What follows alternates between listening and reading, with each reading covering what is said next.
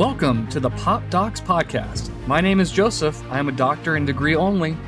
And I'm Denny, and I'm a doctor in name only, and we're diagnosing the state of pop culture. We are the Pop Docs, and our clinic is now open. Welcome to the Pop Docs Podcast. I'm happy to be back with my other half, the other Pop Doc here, Denny. Denny, how are you? I'm doing pretty well. Like you said, it's been a busy half of the year. A lot of starting kindergarten. The little one started kindergarten. A lot of just work has been super busy. And yeah, heading into the holidays. So it's just been a really busy time. Too busy. Yeah. But the holiday season, probably my favorite part of the year. And we actually, as of the recording of this particular episode, we've actually kind of gotten some fall/winter weather, at least what counts as fall/winter weather in Florida. I still would love to have some snow here, but I don't think that's happening anytime soon. Nope. But one can dream. One can dream. So, because it's the holiday season, I thought we'd talk little monsters. Because how we did miss Halloween, but really the inspiration for this, not to bury the lead, is a new favorite of ours that we only recently stumbled upon. We're only, I think, like 5 to 7 years late on it, but What We Do in the Shadows. Started watching it. Yes. Yeah. Mm-hmm. The show, I should mention, because unless I'm mistaken, you have not actually watched the movie yet. I watched about 10 minutes of the Oh, that's right. movie before realizing I think this is the movie and not the TV show. And so then I switched over to the TV show and binged that. What gave it away? What was the first thing what happened that made you start to think, wait a minute? Was it like Taika Waititi being here? Like, I don't remember him being in the promos for the show. What the heck's he doing here? Well, I thought since he's like the creator of it, I was like, oh, maybe it's just like a cameo at the beginning. At the beginning, he's just like one of the vampire cameos. And so I was like, okay, I'm going to sit through and keep watching it. I was like, none of the other characters that I recognize from the promos are showing up yet. And then I, checked the runtime and I was like, oh, I'm pretty sure this is the actual movie. So, yeah. But I should go back and watch the movie now that I'm caught up on the show. Because, from the 10 minutes that I watched, the movie was just as good as the show. So... Well, not to deter you from going back to the movie after finishing the show. It's last season, unfortunately. Mm-hmm. I think, in my opinion, I have seen the whole movie, and I really like the whole movie. I actually have come to like the show more than the movie, having seen the whole show now. Sure. But I think the first 10 to 20 minutes of the movie is probably the best, in my opinion. Oh, when you're there you getting go. introduced to all of the various vampires, the flatmates. Mm-hmm. I was wondering if that was going to be like when they refer to I think they refer to it as a flat, like a flat meeting. You're like, wait a minute, this doesn't sound like the show here. That should have been a giveaway. Mm-hmm. That should have been a key giveaway, but nope. In Staten Island. New York City. New York City. So on that account, so before we get into what is going to be our main event, our main topic, which we're actually going to do a ranking. We love our rankings, as most people love rankings of different varieties. We're going to rank our top 5, or at least the first 5 monster-related movies, shows. We could have thrown in books. I don't know if you threw any books in. I didn't throw any books in. I suppose games. Not throw any books in. And coming up with this topic, we left it very kind of vague and broad, with the exception of trying to not go down the path of horror movies and slashers. I'm hoping Jason doesn't appear on your list. He's certainly not on my list. Or Freddy Krueger, stuff like that. No. Certainly, I think would qualify as monsters, but I think the idea was to stick more with vampires, being inspired by What We Do in the Shadows. So vampire adjacent or vampire-like monsters. Mm-hmm. But before we get to that main topic, 2 questions for What We Do in the Shadows, since that's the inspiration. First one, who's your favorite of the main cast? I was going to say vampires, but Guillermo's certainly part of the main cast. He's definitely part of the main cast. And as always, spoilers. He does technically become a vampire, so I guess you could be any of the vampires.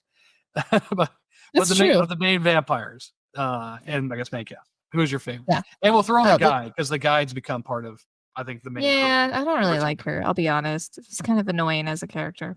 But My favorite character is, of course, has to be Laszlo. He's so funny. He's got the best one-liners by far. He is so good. He's got the best one-liners, and he delivers the one-liners. It actually delivers every Yes. word. Like he's kind of in a pseudo musical. There's Yes. kind of a melody to his intonation, Yeah. his speech, even though he's not singing. This is so true. He's had the best, the best one-liners. I feel like he has like the best episodes, I guess you could say. I don't know if that makes iconic episodes. Like he just has very iconic moments, like with the witch's hat and Simon, like the constant battle that just keeps coming back over the stupid hat. And then, Jackie Daytona, a whole episode, which is like one of the best episodes. Let's be real. I wonder if the volleyball team won states. I don't think they ever actually said if they probably not. They probably states. Couldn't afford it. Remember, they lost all the money. Yeah, but then he burned down the bar and got the insurance. Oh, and got the insurance. He paid for them to go to states. I think it was states. I don't think it was nationals. Yeah. No, I think it's states. But yeah, so he just has and then I feel like because throughout the season there's been moments that I wasn't super excited about in terms of the main storyline. I guess you could say when they join the the vampire council, and even this new season it hasn't been super amazing. But I feel like Laszlo has been a constant, just funny character arc throughout it, and consistent with the funny. So he's by far my favorite. I mean, the one nice thing about when they became the head of the council, the local council, is we got those awful home movies from Taika Waititi as the head vampire, the orientation videos. Those were hysterical. And I think they were all on VHS as well. Yeah. Mm-hmm. I mean, that's like we've talked about in the past, but that's one of my favorite shticks of the show is they're all still trapped in the time that they were turned vampire, and they have no idea really what's going on in the modern world. It's so great, and their clothes. I love their clothing. It's so great. When they go to the what's his Nick Kroll, who's Simon the Devious. The first time they go to his club, and they all dress up in their very Victorian vampiric. They think they have to wear capes. Yeah, that's so good. But if I had to choose, I'm not going to say Laszlo because I think okay, but it's probably Laszlo. But I think right up there. I mean, I'm sure you would agree they're all great. But the next one I would put up there would be Colin Robinson, and I would also wrap within that the creature that crawled out of Colin Robinson's body cavity as part of that character. And mostly because I just love every time they cut to him and he's feeding and he's got that ridiculous grin on with the really blue eyes. It just cracks me up every time they cut to him. And then his girlfriend, I forget his girlfriend's name, that's a guest star. She has the same look when she's feeding too. The emotional vampire. Yeah. And emotions. Yeah. And I would almost put Naja ahead if only for not the Naja doll with the spirit of magic. True. I think the Naja doll's hilarious. That's a hysterical gag. It is so good and so creepy, but so funny. Yeah. So the second question is, who has been your favorite guest star? Recurring, I guess. Well, guest star generally, or recurring character.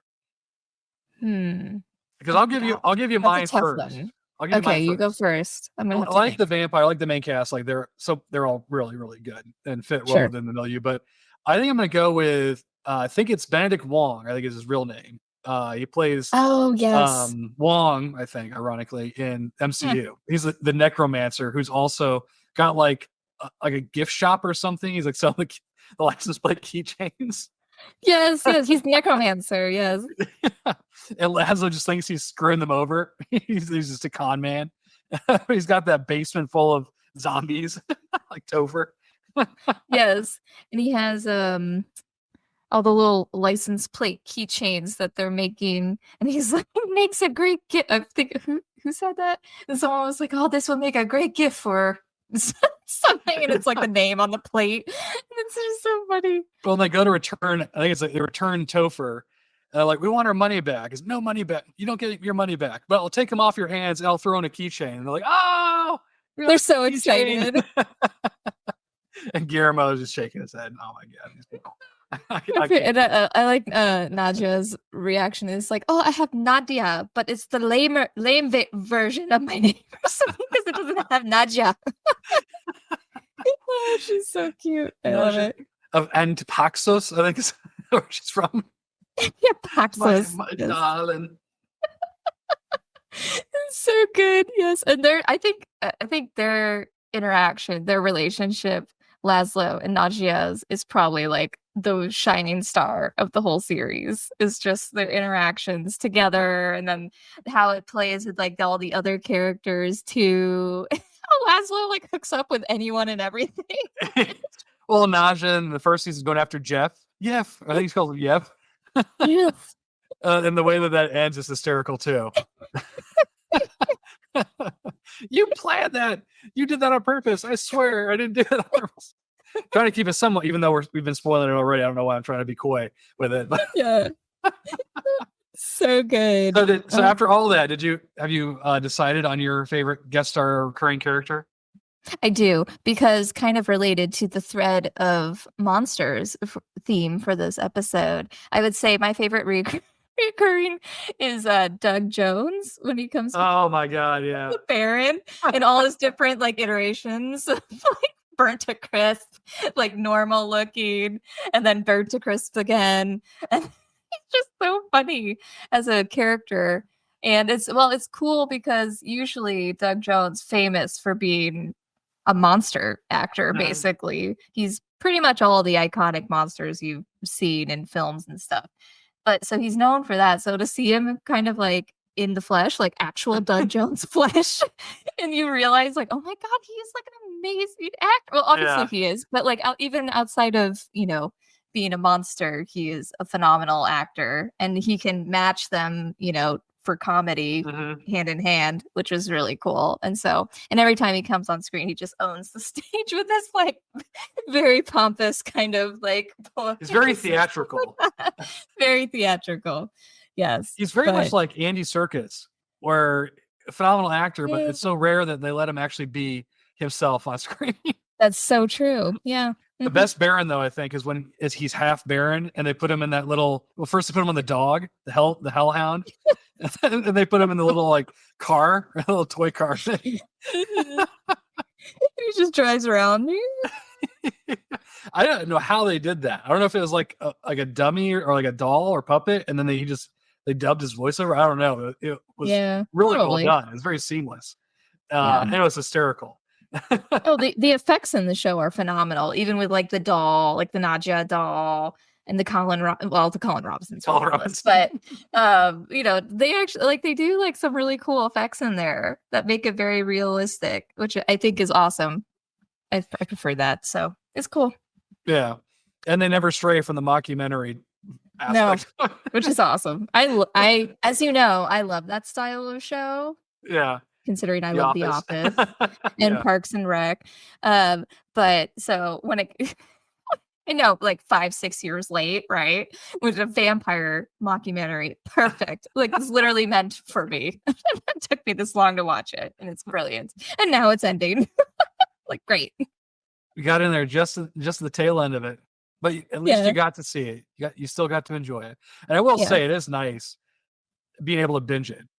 That's because true. They're so short, each individual show. Like having to watch it weekly now, I realize, wow, these are actually really short. That's true. They fly by. The first 5 seasons, or 4 or 5 seasons, however many there were. Mm-hmm. Yeah. So we can keep going on. We can go on and on. Clearly, I mean, this is so big Pop Docs recommendation for those that like vampires, like comedy, like vampire comedy. Mm-hmm. Definitely check it out. Can't go wrong. Yeah, it's really funny. And once you do, I think you should watch the movie, and we'll come back. We'll revisit this and see what you think. If it lived up to the show or fell short. But with that, let's turn to our main topic. Now that we're sufficient, we got our monster juices flowing. That's Let's okay. I don't know. Monsters have juices. I guess it kind of works. I don't know. Either way, so our top 5 monster related media. Would you like to start us off, Denny, or would you like me to Sure. start us off? Okay. All right. I'll start us off. It's That's a funny terrible because drum. there's like a slight thread of connectivity to what we do in the shadows with this one. Okay. As I was trying to think of monsters that I hadn't mentioned in our previous podcast. I know. About like mythical creatures. So I was like trying to think off the wall and do some different things. Realize how many times we so, talked about monsters. Apparently monsters we're clearly monster, mythical mythical beasts people. Runs in the family. But so this one, there is a slight connectivity in that I went with the Babadook. Do you remember the Babadook in What We Do in the Shadows?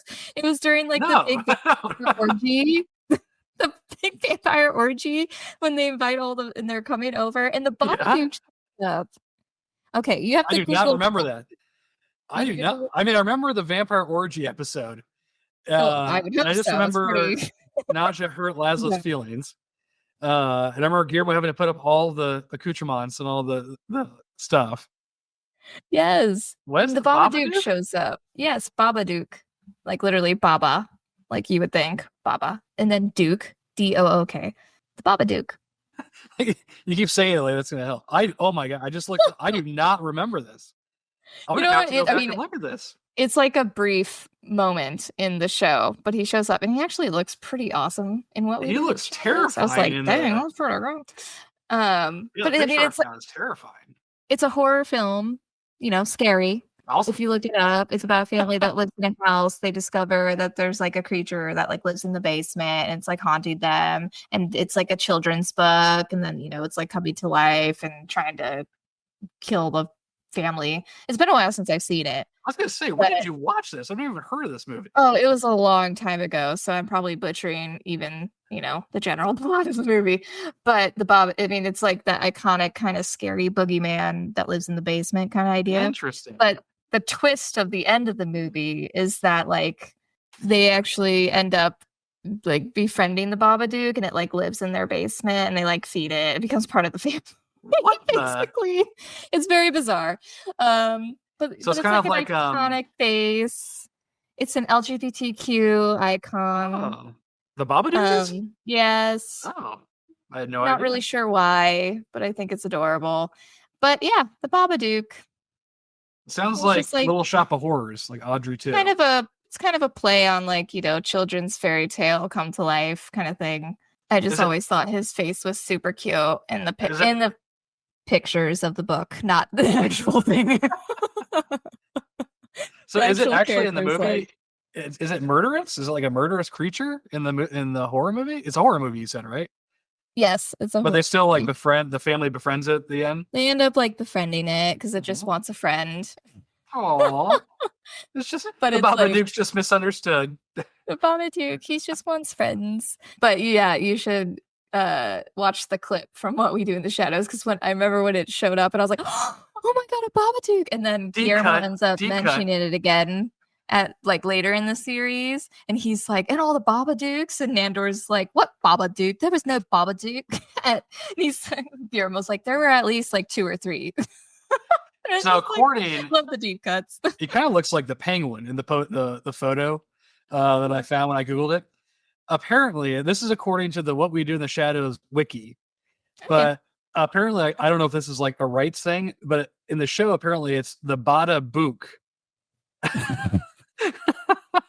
That's not surprising at all. I wonder if there's a rights thing or if they were just like making a joke. Because it clearly is like the creature. I mean, it looks like it's the same type of creature. It looks like him. I bet it's like, it's probably a rights thing would be my guess. They couldn't actually probably portray it or something. Yeah, and he probably showed up at the orgy looking for a friend and he left disappointed. I'm just clicking through and yes, it's an LGBTQ icon. I don't know why.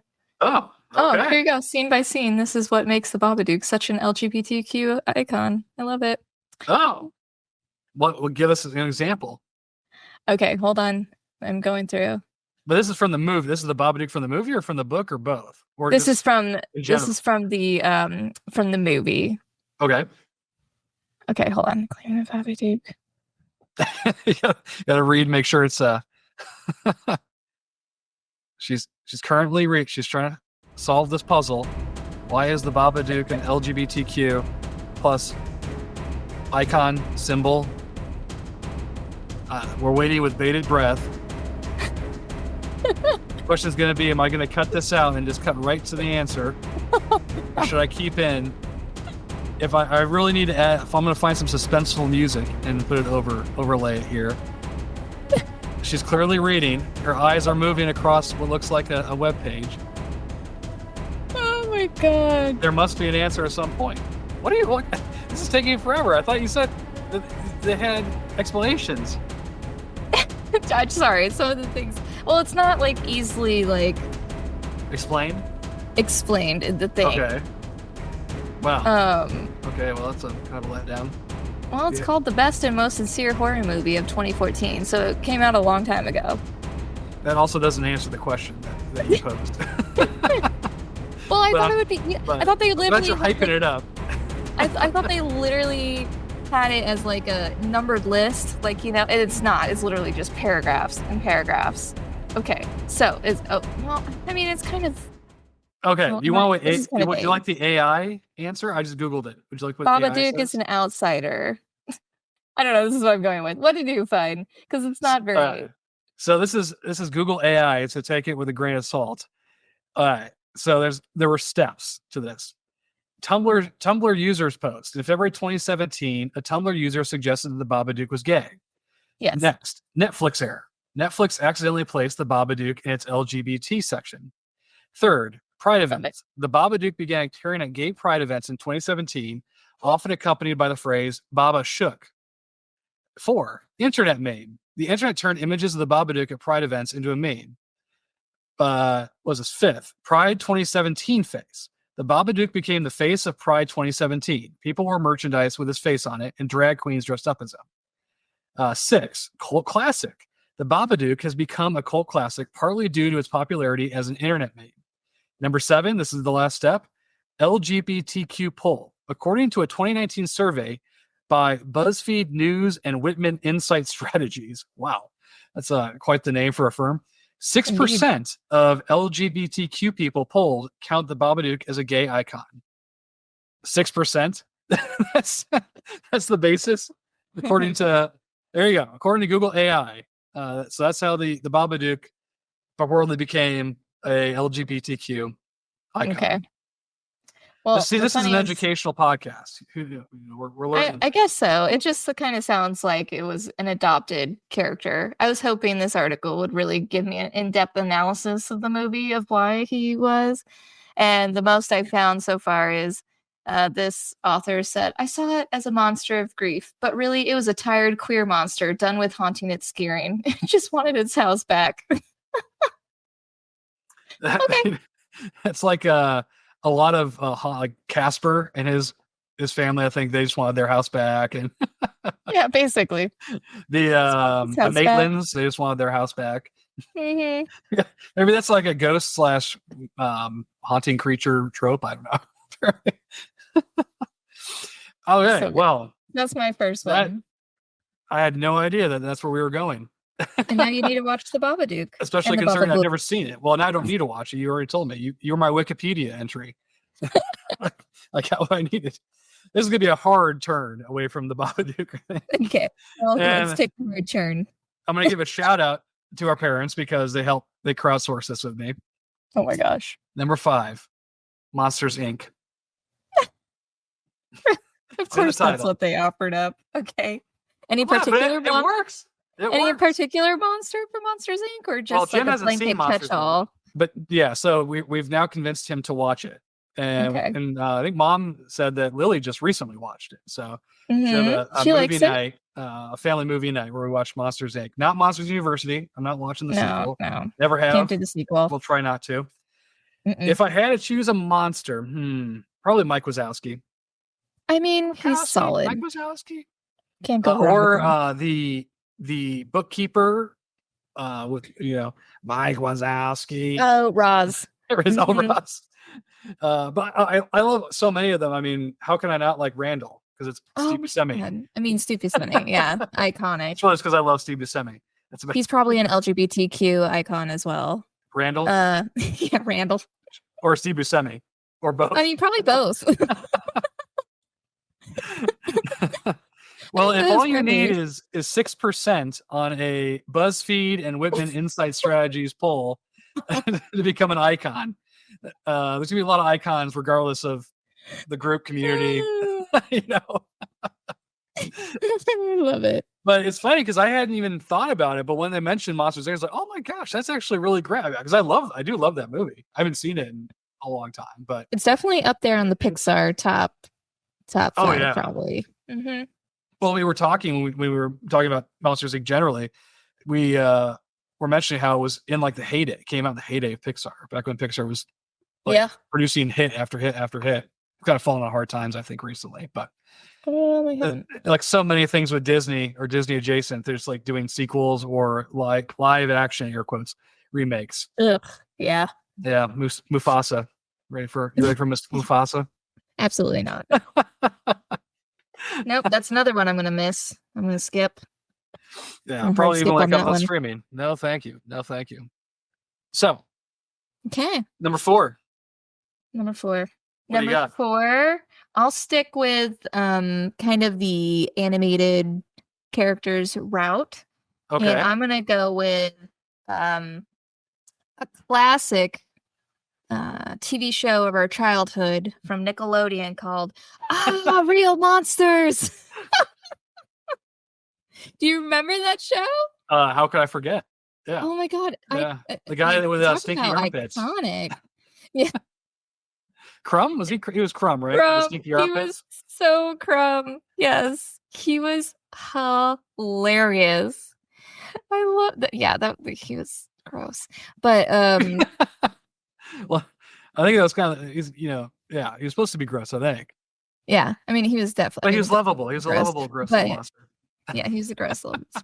But like, talk about just like iconic like monsters and such a weird like kids show. It goes into like all those like Ren and Stimpy era, Rocko's Modern Life, like the golden era of Nickelodeon, basically. But it was Hey Arnold, like football head. It was a school of monsters or whatever, and they're learning how to like scare. So kind of a similar vein. Monsters Inc. Like it's like preparing the monsters for Monsters Inc. And it could be a prequel. Yeah, basically, maybe it is. And I just remember like the teacher was really creepy and had like little high heels that like clicked on the floor and had like painted nails and was like a creepy looking teacher. I remember that. And I looked her up. So good. I have a picture of her. Yeah. She's kind of like a centaur creature type of thing. Yes. Oh yes. So good. Ickis, right? I think his name was Oblina from the Gromble.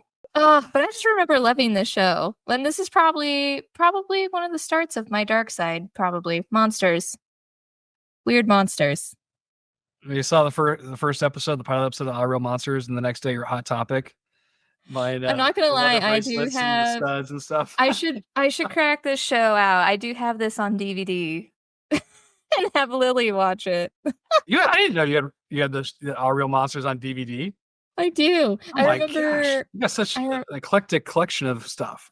Again, I mean, I still have like my whole DVD collection, which is really sad because there's just so many. But I remember when it came out on DVD, because this is back, y'all, when there was no streaming. So you couldn't find these shows unless they were like on television. And I remember when they first released it on DVD and I was like, oh my God, I have to buy this of my childhood. Like this show, iconic. And when so you saw it in the store, did you exclaim, Real Monsters on DVD? In my head, probably. not out loud though. It'll just happen in my head. You have other cartoons from our youth on DVD? I have Invader Zim on DVD. I remember when that came out, and I snatched up the first season. I love that. Invader Zim. Oh my gosh, what else? I used to have the Brave Little Toaster. I think I got Oh rid my of that gosh. because I remember watching that so much, and I tried to get Lily to watch it, and she was like asleep in the first 5 minutes of it. So I think I may have gotten rid of that by now. I'm sure I have others. It's just not coming to the top of my head. But I have once again, big DVD Where do collection. you have all this stuff? They're just With all the shoved pop in boxes? storage The and pop stuff. boxes? No, Empty pop boxes. I will say I have gotten rid of them recently because it was just taking up too much room. The And so I DVDs or the did pop boxes? the DVDs, not the Oh. pop boxes. They're still stacked in the closet. But the DVDs I cut down and I sold a bunch during a garage sale earlier this year. So But not All Real Monsters? You kept that one? No, I kept All Real Monsters. Can't get rid of that. Nostalgia. You're nostalgic to get rid of. You can't put a price on it. Well, you probably could, but no one would pay. I mean, you could, but no, yeah, exactly. It's like no one would pay for that. No. Okay, well, kind of sticking with fashion because there's definitely a theme to the fashion in my number 4. Ooh, okay. Yeah. This is The Matrix with vampires and werewolves. Okay. Underworld. That's a good way to describe it. Werewolves and yeah, that's pretty good. I love this movie. And because I love Kate Beckinsale. Mm-hmm. Oh, well, I did not. Yeah, the hybrid one there was, and it was like this movie was a major hit when it came out, and it the soundtrack was phenomenal. That much I remember. Yeah, I'm sure you love the soundtrack. It was a great soundtrack. But yeah, Kate Beckinsale, hot in all her latex in the trench coat. Yeah, she ended up being a very good action hero and action star.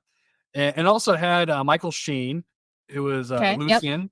I loved him. I liked him in pretty much he was really good. And Bill Nighy, as Victor. This is the first time I'd ever seen Bill Nighy in anything.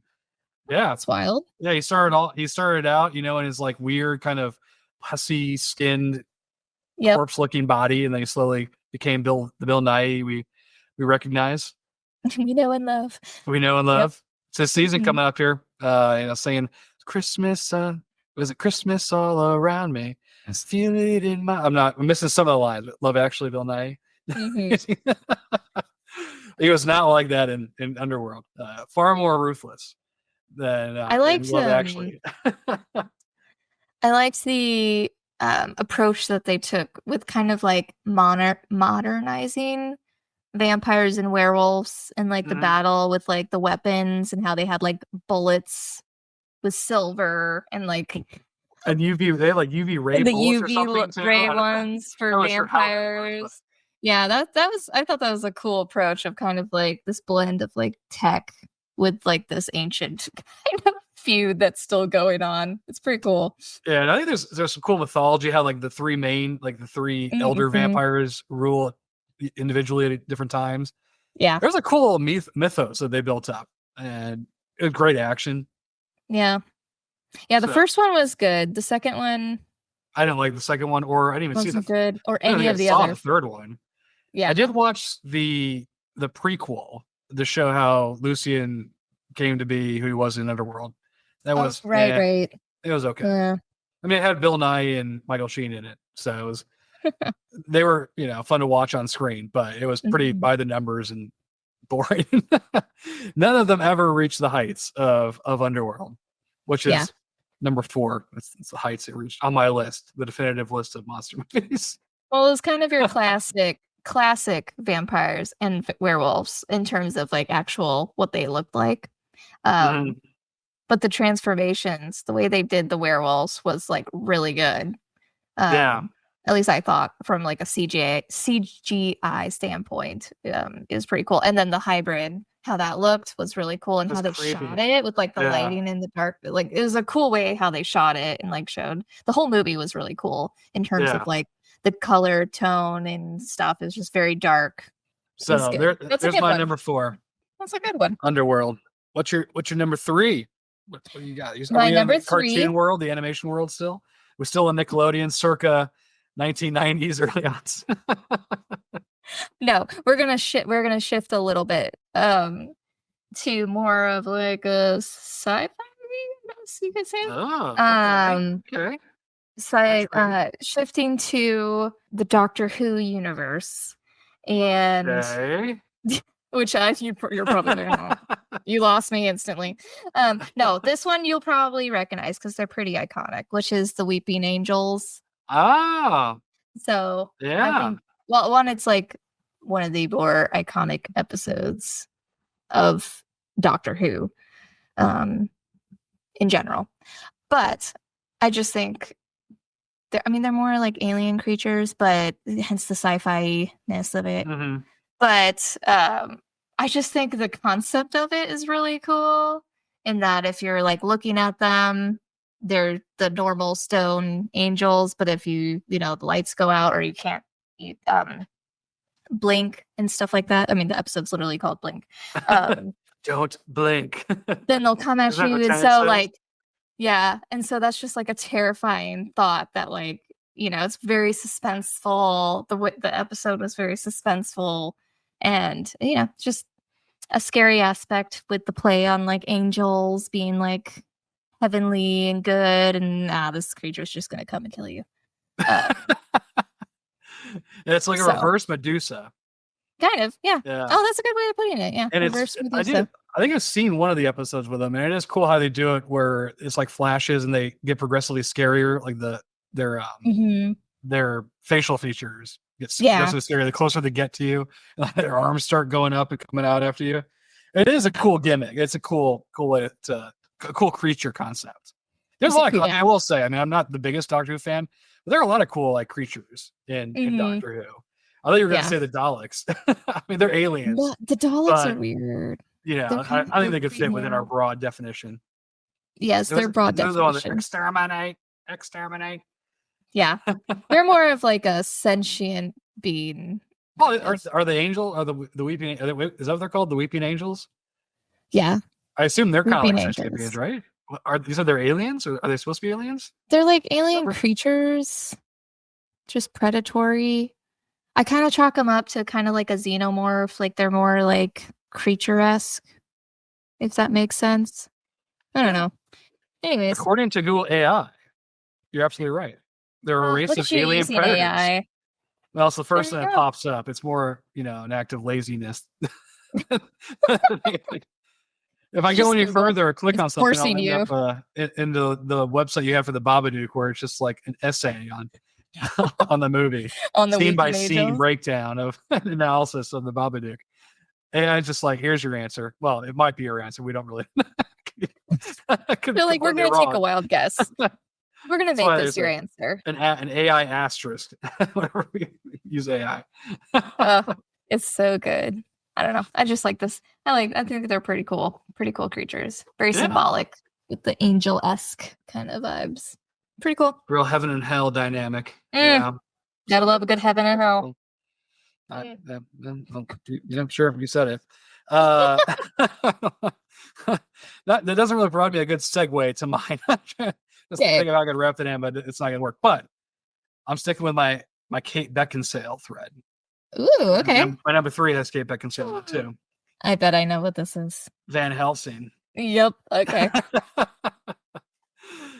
really dumb movie, but underrated really in my opinion. Movie. I love this movie. It's so Hugh Jackman hamming it up, just hamming it up major. It's like he's in it crying Hugh.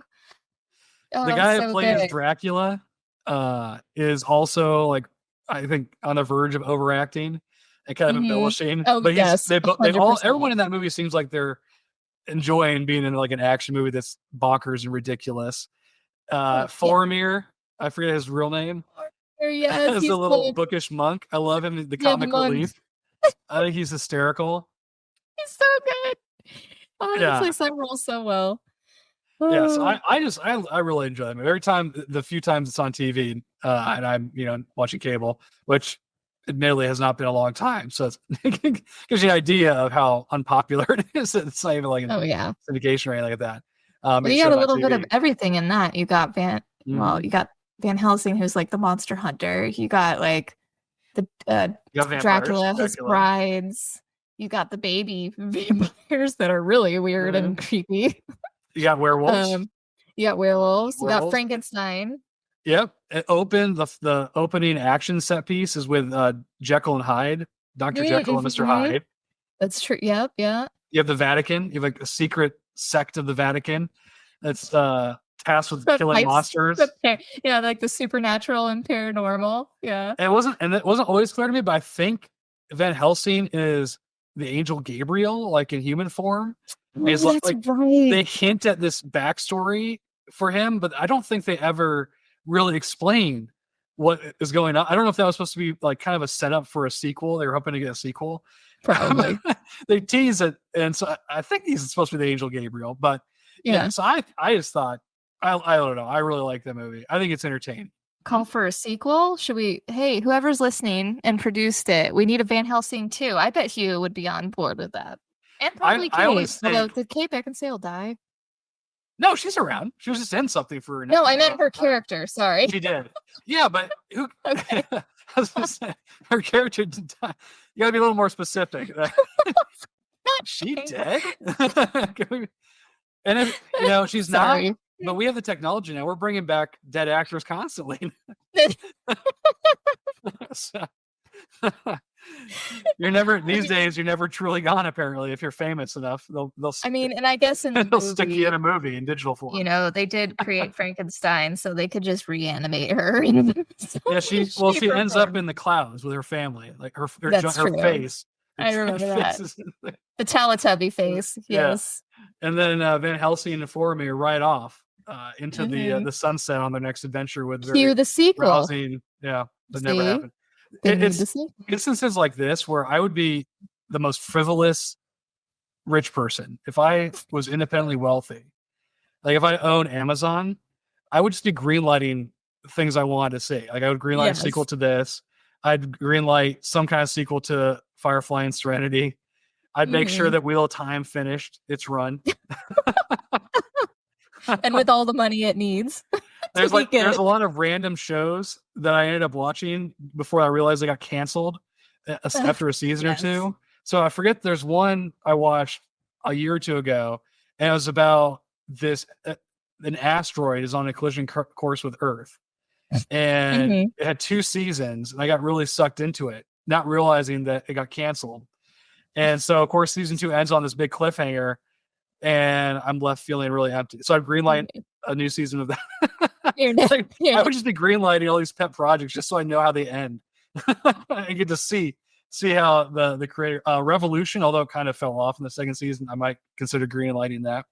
That maybe this should be this should be a topic. I think we can actually do a podcast on this, like the 5 properties that were canceled too early or didn't get a sequel. We should. What are they? If you had unlimited wealth, what would you greenlight? The top 5 things you would greenlight. I like that. And then on the other side, we could have it, a whole discussion of what we'd like to retract if at all possible. And the first thing that comes to my mind is all 3 Hobbit movies. Like we don't need 3 Hobbit movies. I have to take a shot at the Hobbit, but it should have just been one really good one. Yeah. But I think Hugh Jackman could do a Van Helsing too. He just got done being Wolverine. So he's still on the creatine and like he looks great. Probably. Bring it back in. And make it a musical, Let's just do it. If we're gonna do this thing, let's just do this thing. Maybe not. He can just like do one song. Turning the Joker movie into a musical clearly worked. Now that I watch. Oh yeah, it definitely clearly works. Anyway, we're like really far afield from our monster list here. Love it. So yeah, so there you go. Van Helsing. That's a good one. Numero 3 for me. Okay. So we're up to 2. We're up to 2. Number 2 for me is going to be in my favorite. I'm all about the television shows, apparently. Buffy the Vampire Slayer, of course. Iconic for all the monsters. What about the movie? Would you throw the movie in there? No, definitely not. Mel Sutherland's in it. Movie. Pee Wee Herman's in it. No. Paul Rubin. No. Although Paul Rubin makes and if it wasn't for the movie, he wouldn't have been in What We Do in the Shadows. That's true. That is very true. I was literally about to say he made cameos in What We Do. It all comes back to What We Do in the Shadows. Oh, it's full circle. It's true. Still don't like the movie though. TV show though. I mean, the list of monsters in that are endless. But of course, I'm gonna go with probably the most iconic episode called Hush that has the gentleman in it. They're creepy. Creepy because they are like the iconic creepy horror characters of the entire show. I think that show was even that episode was nominated for, oh my god, I'm blinking. An Emmy? Emmy, yes. Nominated for an Emmy because it's a silent, like it's complete, it's acted in complete silence, which is amazing. And then has an iconic score to it. And then the characters themselves are just so freaking creepy and amazing. Well, that's the scariest part. They steal your voice. Oh yeah. And then they really did do him up in like a really creepy costume and outfit, and it's terrifying. Do not watch that episode late at night by yourself in the dark. Yeah, and to bring it full circle again, Doug Jones was one of the gentlemen. Really? Oh, I was going to mention earlier. I believe I think if this is correct, I just learned this recently, but I'm pretty sure he was also the zombie in Hocus Pocus. Yes, he was. I would never have guessed that. I read that somewhere. Billy. He was Billy. Billy, yeah. Yeah, he was Billy. So he got his creature acting chops going early. He made his mark early in his career. He made his, he made his never looked back. He was a good character actor. He knew what he was doing. So, but yes, the gentleman by far one of the most iconic, and has gone on to inspire that kind of creepy, weird kind of horror character, I guess you could say. The well-dressed demonic creature that's going to kill well-dressed, just very quiet, which can be very scary in itself. Very calm, very just even paced. Doesn't have to rush. Very cool. And it was a great episode. Doesn't have to rush. You just got to hush. Yeah. See how I did there? Look at that. Very nice. Speaking of quiet places, look how well these transitions are going. Can we? Well, I don't know if this is going to transition well. I'm just saying. I'm going to set it up. You can judge. You can tell me if this transition works. Okay.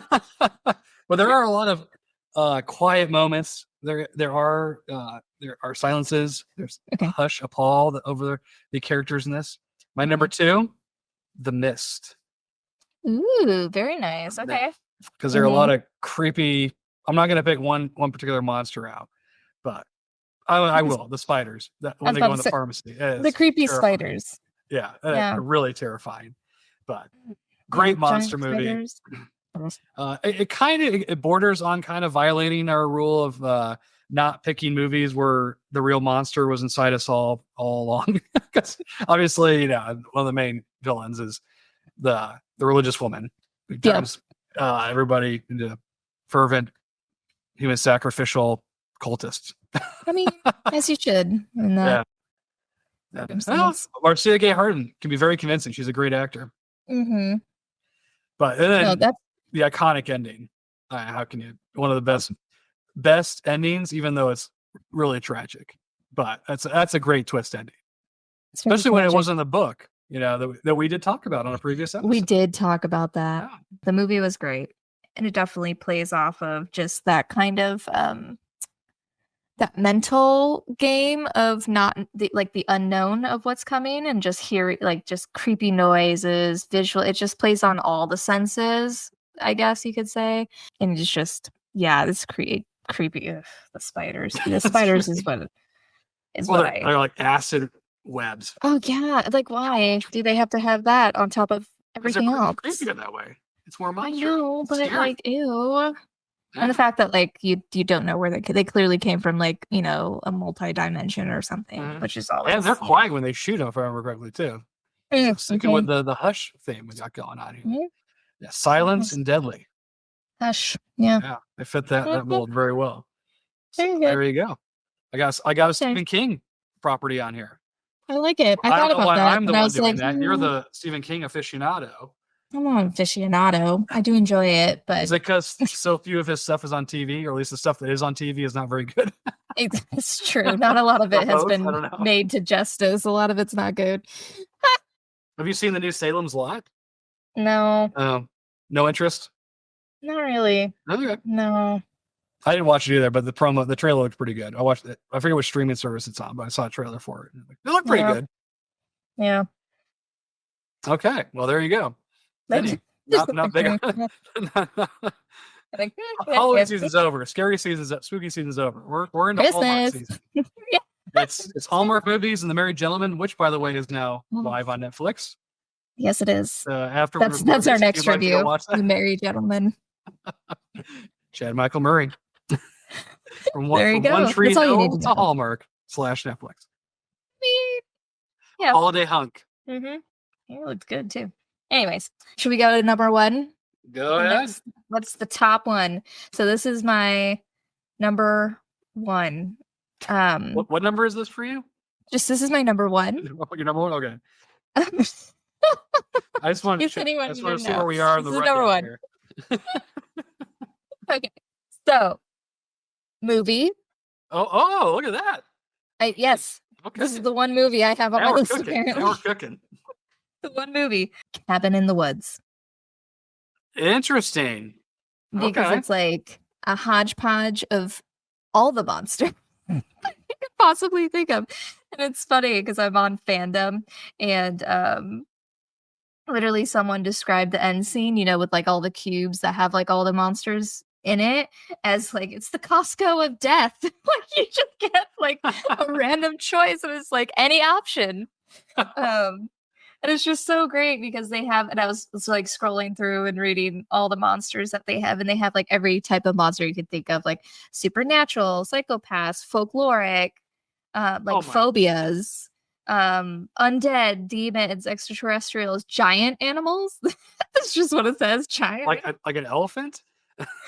Yes. And then it's just a regular giant mammal. And it even had some like iconic looking ones, like the Cenobites. They had one of those in the There's a Cenobite in there? Mhm. Is it Cenobite or Cenobite? Yeah, he has that Cenobite. I always call them Cenobites. Cenobite. It's a C, right? Probably Cenobites. I'm Cenobite? probably mispronouncing those horribly. But one of them's in there. There's just something called a dragon bat, which is the giant bat that's like the tooth fairy. Yeah. Kraken. There's something called an angry molesting tree. What in the world? The dolls, which are like the creepy doll mask characters, It's admirable dressed that nicely, kind of like a gentleman. It's admirable that someone went frame by frame to pick out all these creatures. Literally, there's like a whole list. There's Reavers. So it's just cool because it like lists like all the creatures that you could, all the merman. Yeah, they got Bradley Whitford at the end. Yes. It just lists like all of them. It's cool because it's like all the creepy kind of nightmares that you could think of when it comes to like monsters and stuff like. Wasn't Bradley Whitford's death? It was kind of like the steamroller scene in Austin Powers. Pretty much, because right? it just no, and it's like it takes the thing forever to get across the floor to make it move. Pretty much, yes.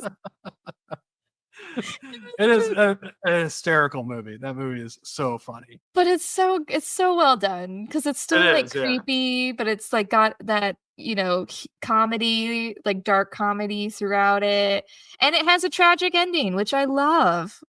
The ancient ones come through. And if you want to get really dark with it, if you want to get really deep with it, excuse me, dark too.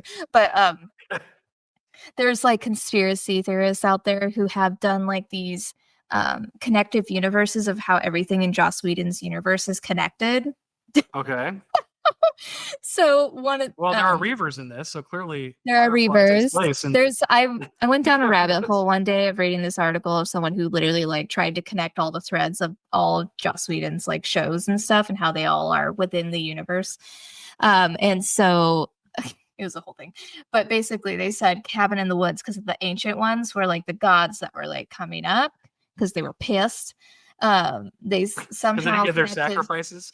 they somehow connected that to I don't know if you remember the end of Angel is when the gods emerge and basically hell comes into LA, and I so just they remember like thinking said of that's how it's connected there, and then there was like other connections about how River in Firefly was actually essentially like a vampire slayer, like she had slayer abilities. There's this whole like connective, and how like that because she was like good at like martial arts or something, like with weapons. I don't know. I don't It think she was ever like used a a stake whole in it. it was a whole detailed article, and I remember just going down a rabbit hole and being like, oh, if this is true, that's so cool.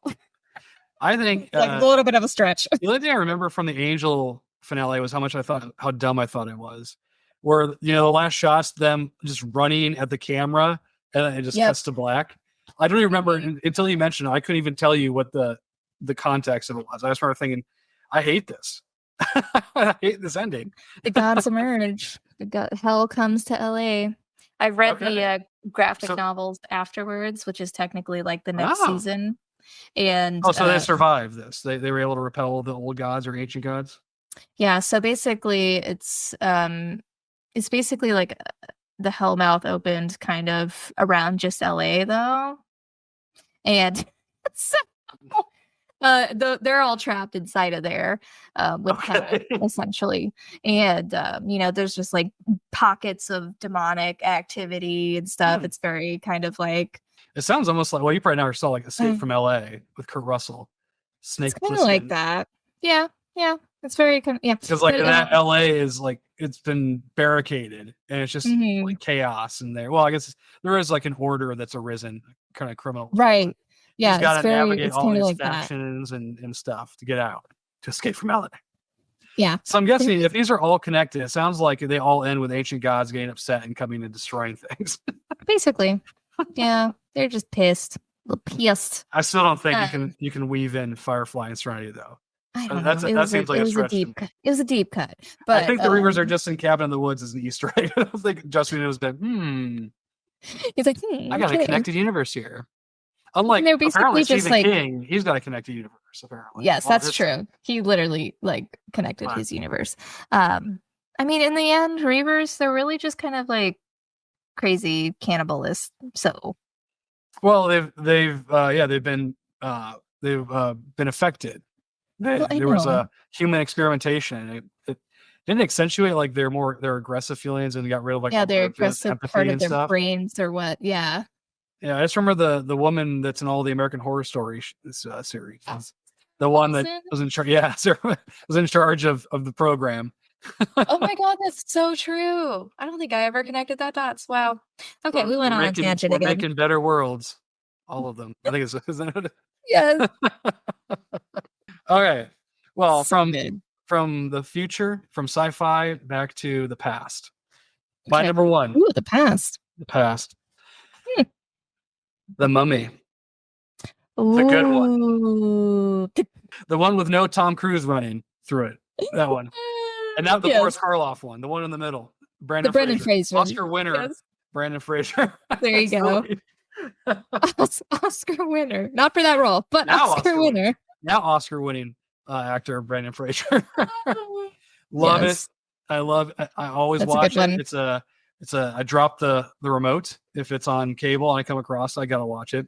And it fits, it connects my own little universe here, my top 5 with Van Helsing, because Benny is Igor. I think he plays Igor in Van Helsing. Oh my god, does he really? Yeah. Wild. Yeah. You came back from the desert with a new friend, didn't you, Benny? And Imhotep. I mean, that movie's it's got adventure, it's got romance, it's got comedy, it's got horror. It's got it all. It's got all the elements. Got it all. Yes. And it bred one of the best rides at Universal. That's true. So, still there. Yeah. Still there. Oscar-winning actor Brandon Fraser is on the ride as well. Yep. I mean, Rachel Weisz wants his cup of coffee. looking amazing. Her brother, who I love, I can't remember his name, actor or character. He was great though. Jonathan. Jonathan was the Jonathan.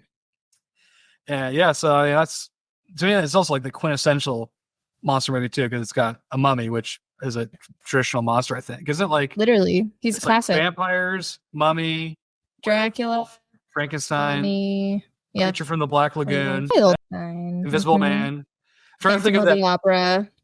The ill-fated monster cinematic universe that Universal tried to launch before It could have been shitty so Mummy good. movie torpedoed it.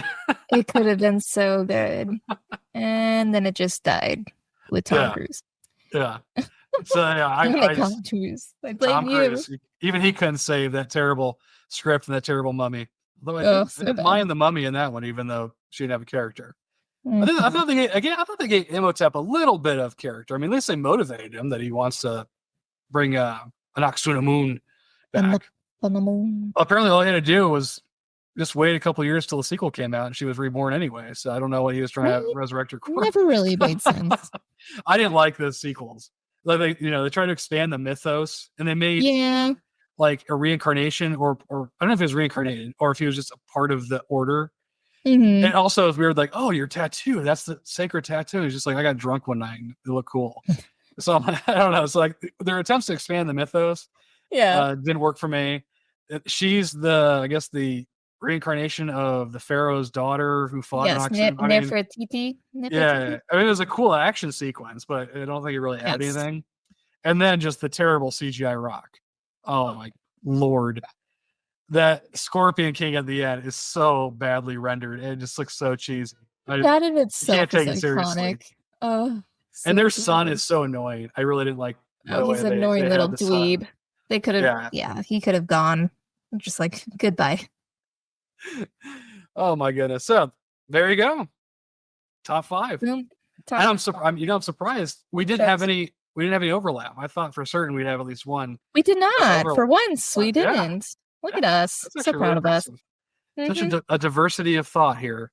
At least in this episode. Only this one.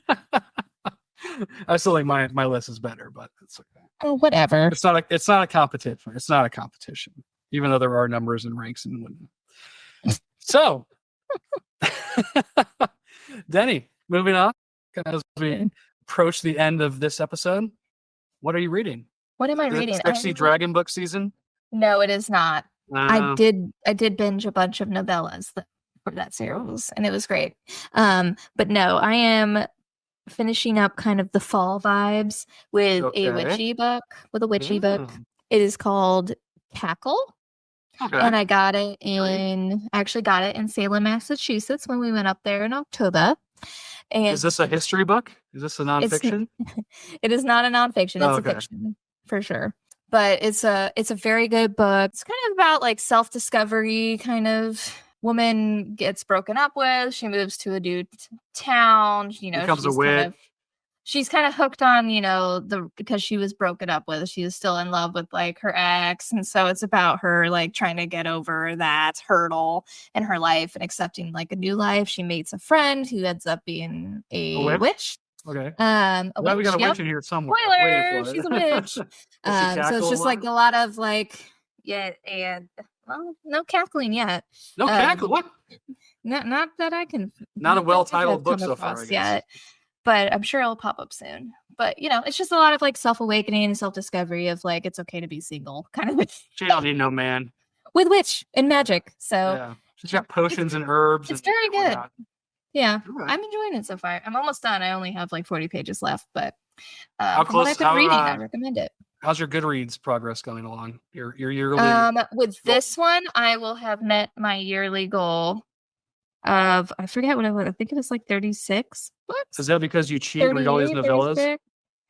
It does count, so kind of. The novellas should count. Like you should have to read like 2 novellas to equal 1 book or something. 38 books. 38 books. There, I'll put it in quotation marks for you, since about 5 of them are novellas. But almost. I think about 10 novellas equals 1 Wheel of Time book. If we're doing conversion, trying to get some conversion rates here. It's probably close to that because they were about 150 to 180-ish pages. So cool. Yeah, probably close to Wheel of Time. Which I'll probably start. I'll probably start the next one in the new year. Would be my guess. Just because of the holidays, it gets kind of funky. I think it's Crown of Swords, right? Is that what you're on? Is that the next one? You are, just yeah. did Lord of Chaos. Yep, a Crown of Swords. Okay. Is that one good? Just give me a one-word preparedness. Yes. Okay. You want one word. Great. Tremendous. I'm still waiting for the what do you call it? The slog. I'm waiting for that to hit. Slog. So I'm nervous every time I go into a new book. I'm like, oh god, is it coming? I don't want it yet. So it's coming. It's coming. Okay. Who knows? Maybe you'll like the slog. I don't know. Everybody approaches the slog differently. Everybody reads. I tend to like stuff that people don't. So there is a strong possibility that I may actually not like it. But what are you reading? I am currently listening to, because I have Audible now for my commutes. Ooh, fancy. So at the moment, I am in the middle of a book. It's the second in a series. I think it's called The Library, but it's by Mark Lawrence. It's called The Book That Broke the World. And it's threatening to break my ability to finish things because I find it tedious. But I'm determined I will get through it. And I will read number 3 to see how the trilogy ends. But at the moment, I would not give it a recommendation. Sorry, Mark. I'm sorry. Well, maybe it picks up. I don't know. Yeah, anytime I see something that's library related, I usually grab it because I find those really interesting and fun. This one, not so much. But I'm a completionist and I want to finish it. But I am going to start Bookshops and Bone Nests. Very nice. I just finished that one. That's one I literally just finished. Mittens on Kittens. I don't know. I think you can make a good Christmas. Not that. I finished Legends and Lattes. Excuse me. I read them in reverse. And I think you'll like it. You'll have to tell me how you like it compared to Legends and Lattes. It'll be interesting because I know it's a prequel, so it doesn't have some of the probably a lot of the characters from Legends and Lattes. And I loved all the characters of Legends and Lattes. Yeah, but great characters. And Viv, it's Viv, right? Is the orc? I think the main orc. Yeah, she's the main. She was okay, but I liked a lot of the supporting characters more. Like I loved her love interest, whose name I forget now. Was she a succubus or a tiefling? She's a succubus. Loved her. I love the little. Wasn't there a little rat? That was her. The cook. The cook. Yes. Yeah. He was not Thimble. Wait, what's his name? Thimble. That sounds right. Yeah, Thimble. Yeah. So anyway, that's what it's looking like in the book reading front there. A lot of exciting stuff. I'm excited to pick up a Crown of Swords though. Get back into Wheel of Time, hopefully with an announcement of season 3 soon. Apparently there's apparently a Comic-Con in Brazil, CCXP I think it's called. I don't know if you've heard of it, but Wheel of Time gonna have a presence there. Maybe we'll get an announcement. It's only been 2 years. We can only hope. Roughly 2 years, maybe more than 2 years. I don't know. We can only hope. We can only hope. I cried because I'm laughing. The tears of I think joy, I hope. I don't know how sad this. Anyway, Danny, bookstore shout out. Our next bookstore shout out. Well, since I was recently in Salem, I'm gonna shout out the little local independent bookstore that I wandered into and bought Cackle from. They had a whole witch section, very appropriate given their location. Fiction or nonfiction? Both actually. They had fiction and nonfiction. Which our mom picked up a nonfiction book about the history of the Salem witch trials. Which is very fascinating. So, but it's called Wicked Good Books. Again, very appropriate name of store. So yeah, if you're ever in Salem, Massachusetts, check it out with all the witchy goodness. It's right on the main street, which I'm blanking on the name of it. You can't miss it though. So it's not called Main Street. Nope. There are it's a lot of main else, streets in, and I can't remember what it is off the top of my head, but Salem is a very small town, full of all kinds of witch stores and activities, and one of them is Wicked Good Books. So check it out. It's fun. Awesome. Speaking of that, we're gonna have to get our tickets to Wicked. That's true. We haven't got them yet. Yeah, I can't wait to see Act 1. Woo! Gonna be good. Still annoys me. Anyway, that's a topic for a whole another episode. Yeah. For those listeners interested in hearing past episodes or other videos or podcasts that we have put together in the past, where can they find that content? So you can find other content when we actually get around to recording it. at the Pop Docs on YouTube. I think we're still up on X. I don't know. We have an account, but we haven't done a whole lot of Xing great, or but you tweeting. know, I don't know what you call it. if you feel like it, you can follow that, I guess. And then also on Instagram. Again, haven't really posted in a long time, but at the Pop. You gotta get on it. But it has our old episodes up there as well, so you can find the old stuff there as well. You should monitor your Goodreads progress on there. You can use it as a way to. No, that's my other Instagram called Reading Richie. That's true. Yeah. All right. Well, Denny, I'm glad we were able to get back together to do another podcast episode. We'll have to make this more routine.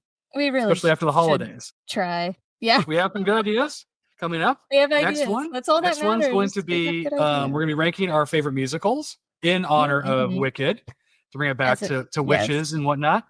Very nice. And then for the Christmas holiday, we're going to be ranking our favorite holiday movies. And I can guarantee there'll be at least one Hallmark movie on my list. Well, maybe more. Not shocking whatsoever. I haven't seen all of Countdown to Christmas yet this year, so you never know. There could be a gem that they haven't debuted yet. I'm keeping an eye out. I got my Peacock subscription, so I can watch it. There you go. All right. Well, Denny, thank you again. Until next time, the Pop Docs Clinic is officially closed. Toodles.